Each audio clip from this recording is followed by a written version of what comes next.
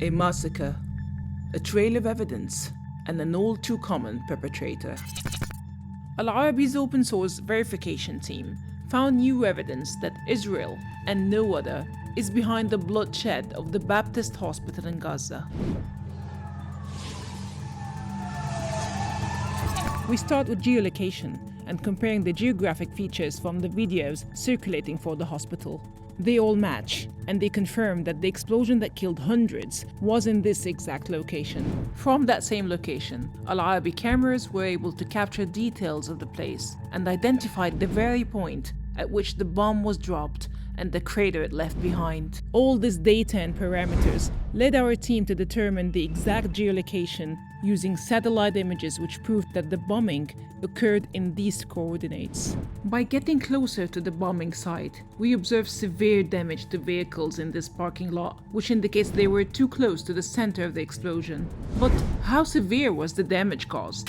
Our tool this time is Google Maps, via which we can draw the area boundaries, as shown in the circulating videos. Our team was able this time to determine the affected geographical area, which amounted to approximately 6,000 cubic meters, with a perimeter length of about 313 meters. A day after the deadly bombing of the Baptist hospital, the occupation forces bombed near Al-Quds hospital in Al-Hawa area in Gaza. The hallmarks of this new bombing provided additional evidence to our investigation. First, we analyzed circulating pictures of Al-Quds hospital area to ensure its authenticity and compare the surroundings. The results of our analysis confirmed that the images indeed belonged to a bombing in the vicinity of Al-Quds hospital, specifically at the following coordinates. The aftermath of both bombings on both hospitals had similar features, which indicates using the same weapon. The bomb in both attacks had the same sound as it fell and as it exploded, which we see in these two clips. We took all the evidence we found to Dylan Griffith, a former combatant in the US Army who experienced this particular type of bombs during his time in Afghanistan. Typically, a JDAM has a characteristic sound. It has that guidance system, the fins, which make that characteristic whistling sound on its way down. And there are also a large number of other JDAMs being dropped that have a similar characteristic, the same sound signature, the same type of explosion. All of the evidence does seem to point to this being a Israeli munition.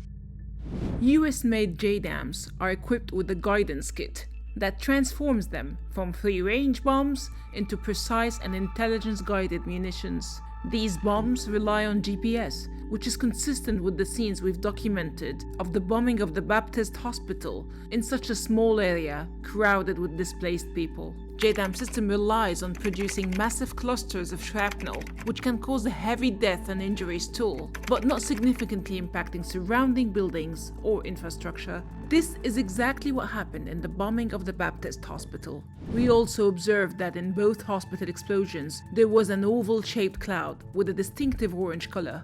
There were also some burning fragments that shone clearly after the bomb fell. In the same video, camouflage flash bombs appear before the shell falls on Al-Quds hospital, which indicates the activity of Israeli fighter jets. This also indicates that the sound resulting from the explosion was caused by an airstrike shell and not a missile by the Palestinian resistance, as Israel claimed in the case of the Baptist hospital.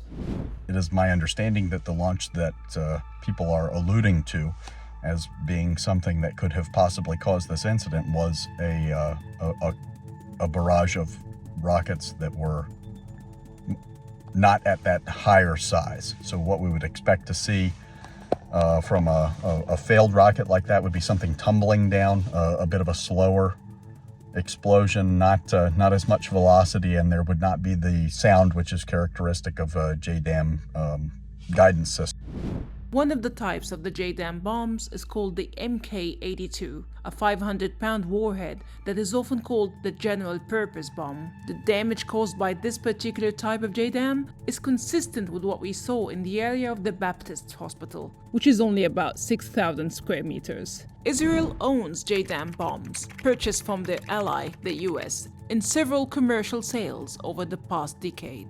Another line of our investigation into the Baptist hospital bombing was how could the JDAM bombs produce a small crater and such a large number of casualties? The Israeli occupation army tried to blame the Palestinian resistance over the crime in the Baptist hospital, claiming that the relatively small crater resulted from a rocket. Our analysis discredits these allegations, with facts which confirm that the JDAM bombs can be equipped with either a proximity fuse or sensors so that it can explode high above the target and not upon impact. A JDAM is simply a guidance system which can be fitted to any number of munitions, and there can be a multitude of explosive payloads and fuses which can be added over top of that guidance system to allow for it to do any number of things. In this case, it's my belief that this is an airburst munition, was set to detonate at a certain altitude or a certain distance above the ground. Rather than leaving a large crater, it would have had a large concussive radius. It would have thrown shrapnel in a wide radius, causing a large number of casualties. It would penetrate a lot of structures, but not necessarily outside of the immediate vicinity have the kind of earth-shattering destructive effect that you would see from JDAMs equipped with penetrators that are designed as bunker busters or to destroy whole buildings.